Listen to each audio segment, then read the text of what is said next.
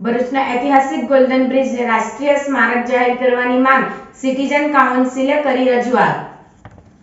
Bharuch citizen કાઉન્સિલના પ્રમુખ જીવરાજ પટેલ અને secretary Harish જોશીએ ઐતિહાસિક ગોલ્ડન બ્રિજને રાષ્ટ્રીય સ્મારક જાહેર કરવા રાજ્યના માર્ગ અને મકાન વિભાગના સચિવ સાથે જિલ્લા કલેક્ટર સમક્ષ લાગણી વ્યક્ત કરી છે.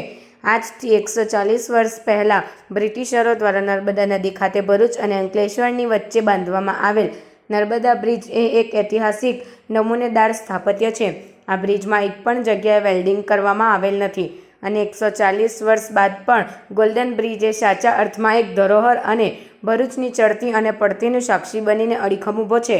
નર્મદા નદી ઉપર નર્મદા મૈયા બ્રિજ ઊભો કરાતા ગોલ્ડન બ્રિજને બંધ કરવામાં આવ્યો છે, જેનાથી સમગ્ર ભરૂચ જિલ્લાની જનતાને થોડી વેદના થઈ છે, કારણ કે આ બ્રિજ ઉપર વાહન વ્યવહાર બંધ કરવામાં આવે તે માની શકાય તેમ છે, પરંતુ નાગરિકોની અવરજવર માટે પણ આટલા સુંદર બ્રિજને બંધ કરવામાં આવે તે ઉચિત નથી. આ પ્રકારના ઐતિહાસિક વારસા એવા બ્રિજને વર્તમાન આધુનિક યુગમાં બાંધી શકાય એવી સંભાવના લાગતી નથી અને તેથી બ્રિજનું મૂલ્ય આંકી શકાય તેમ નથી.